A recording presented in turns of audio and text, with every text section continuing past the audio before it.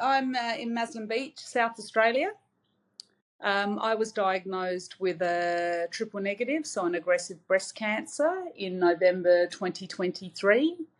Since that time, I have, and look, it was caught relatively early, so it had not spread, so it was localised and hadn't spread to lymph nodes, which was not fortunate. It was good management on my part.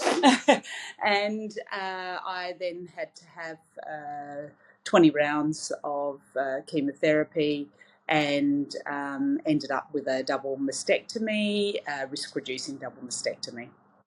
I'm the fourth woman in my matrilineal lineage to have breast cancer. I miss my old self and my old life, and I am by no means back into that.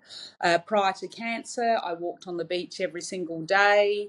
I loved to dance. I went to a lot of theatre, a lot of music, live bands.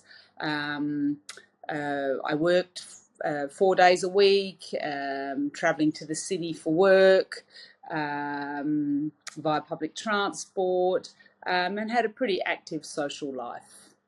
As one of my friends said, because my latest joke is before chemo, I didn't have a grey hair on my head and I was a marathon runner. Both of those things are rubbish. But one of my colleagues said, yeah, but you lived your life like it was a marathon. And I did. I was always, yes, yeah.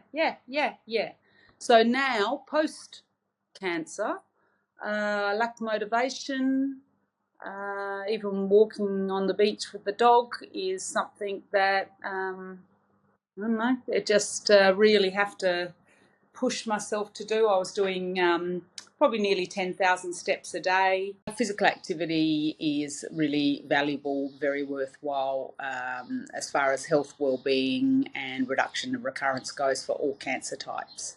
And that you need to get some level of huff and puff as well as just walking.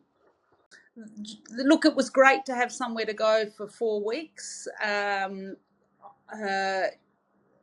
The research aspect was great. I love empirical research. So the presenter was fabulous in regard to, I had every respect for their knowledge, their research, and how they presented their research. I am really open to the opportunity to contribute to people's research, to benefit from research, such as, the sessions with this group here were as a result of somebody doing some pretty high level research. So yeah, I think it is really important to contribute to, for me personally, research wherever I can by A, participating, and B, providing feedback. I think it's a realisation that physical activity is like a medicine.